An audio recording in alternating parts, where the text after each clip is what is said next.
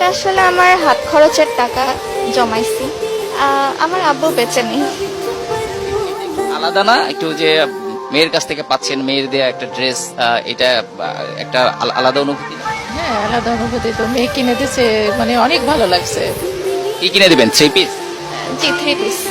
মায়ের পছন্দ মতো হবে না? জি জি, মায়ের পছন্দ। আপনার জন্য কি কেনা হবে? আমারটা কেনা হয়ে গেছে। কি করেন আপনি?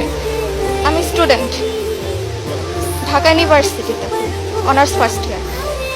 তাই মাকে ড্রেস কিনে দিচ্ছেন, এই টাকাটা জমেছে কি? এটা আসলে আমার হাত খরচের টাকা জমাইছি, তারপরে স্কলারশিপও আছে, এসব মিলাই আর কি। আমার জন্য কিনে দিতে পেরে কেমন লাগে? ভালোই লাগছে।